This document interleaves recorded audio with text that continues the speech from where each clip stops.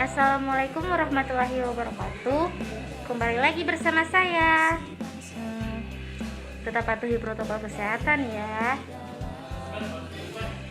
Halo guys, perkenalkan nama saya Fadila Lahami. Saya mahasiswa Yayan Sultan Amai Gorontalo, Fakultas Ilmu Tarbiyah dan Keguruan, jurusan Pendidikan Agama Islam semester 3.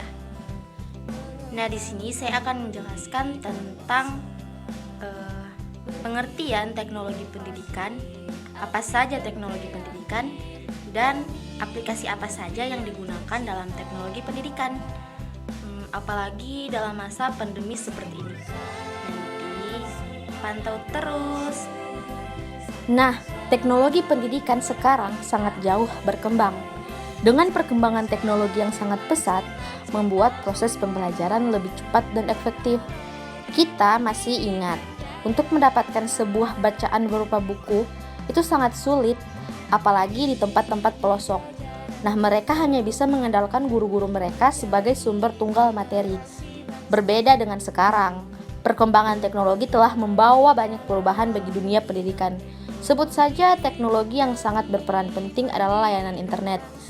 Hanya mengetik kata yang berhubungan dengan informasi yang ingin kita cari pada web share Ignite, maka dengan cepat kita akan mendapatkan informasi tersebut. Nah, suatu cara yang sistematis dalam mendesain, melaksanakan, dan mengevaluasi proses keseluruhan dari belajar dan pembelajaran dalam bentuk tujuan pembelajaran yang spesifik berdasarkan penelitian dalam teori belajar dan komunikasi pada manusia dan menggunakan kombinasi sumber-sumber belajar dari manusia maupun non-manusia untuk membuat pembelajaran lebih efektif. Nah, teknologi pendidikan adalah suatu bidang dalam memfasilitasi belajar manusia melalui identifikasi, pengembangan, pengorganisasian, dan pemanfaatan secara sistematis seluruh sumber belajar dan melalui pengelolaan proses kesemuanya itu. Nah, teknologi pendidikan juga adalah proses kompleks yang terintegrasi meliputi orang, prosedur, gagasan, sarana dan organisasi untuk menganalisis masalah dan merancang, melaksanakan, menilai dan mengelola pemecahan masalah dalam segala aspek belajar manusia. Nah, ada pun definisi terbaru dari teknologi pendidikan. Nah, apa sih? Nah, teknologi pendidikan adalah studi dan praktek etis dalam upaya memfasilitasi pembelajaran dan meningkatkan kinerja dengan cara menciptakan, menggunakan, atau memanfaatkan dan mengelola proses dan sumber-sumber teknologi yang tepat. Jelas, tujuan utamanya masih tetap untuk memfasilitasi pembelajaran agar efektif, efisien, dan menarik, dan meningkatkan kinerja. Jadi guys, ada beberapa aplikasi dalam pembelajaran online itu atau pembelajaran daring. Nah, ada beberapa aplikasi yang nantinya akan saya jelaskan. Ini dia, check it out.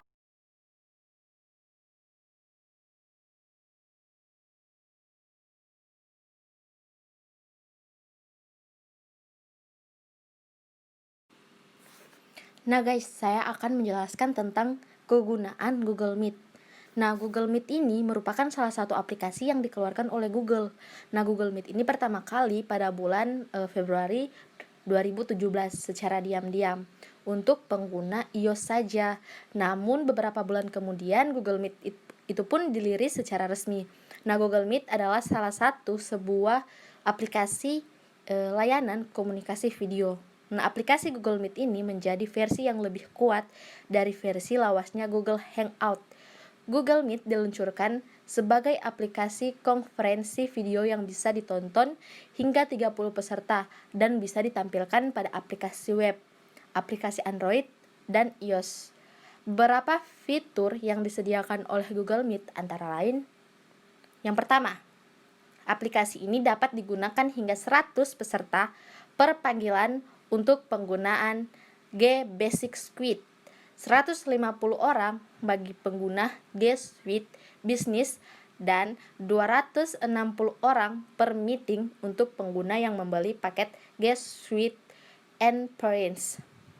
Nah, yang kedua, dapat digunakan untuk bergabung dengan rapat dari web atau melalui aplikasi yang diinstal oleh pengguna smartphone Android dan iOS.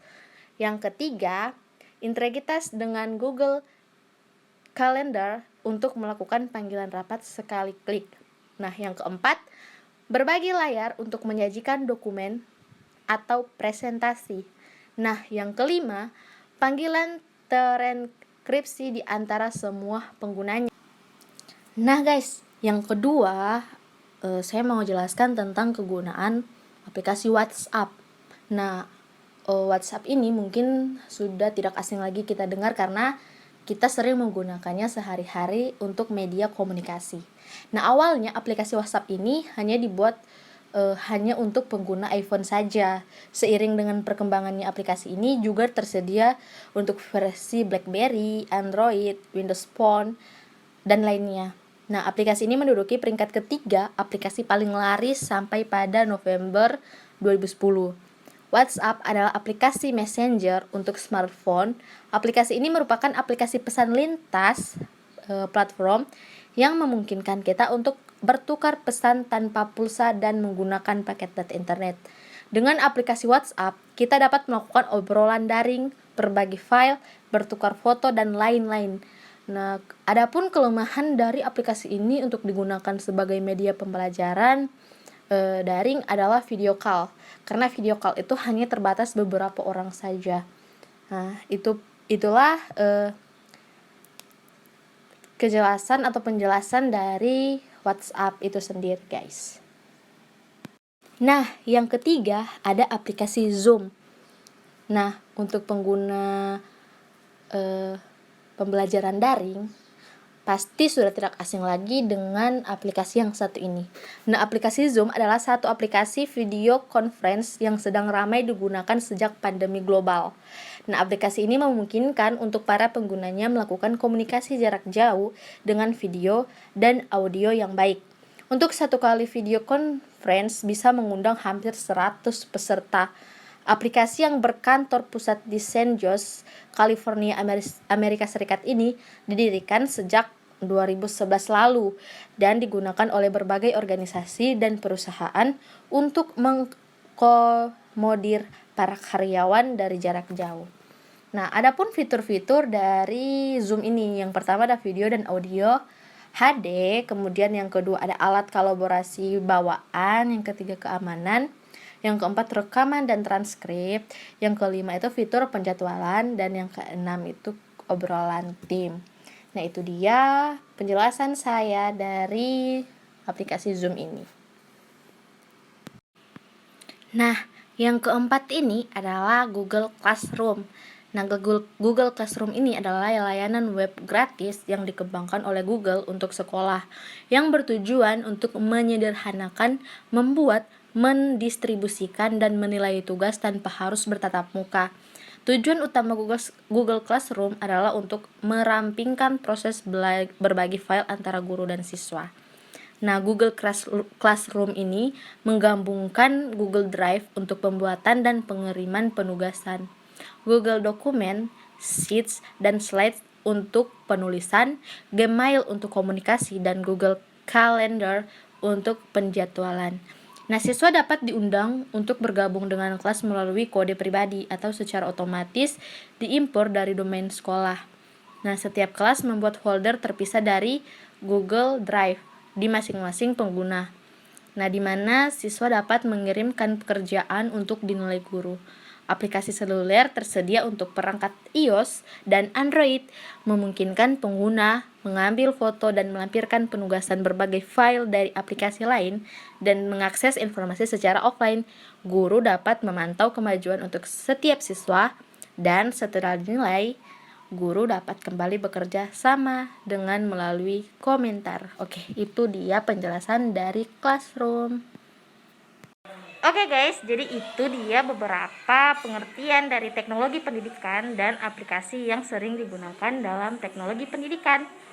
Nah, karena ini dalam masa pandemi, jadi tetap patuhi protokol kesehatan ya. Gunakan masker, jaga jarak, dan sering cuci tangan. Dadah. Semoga kita bertemu lagi.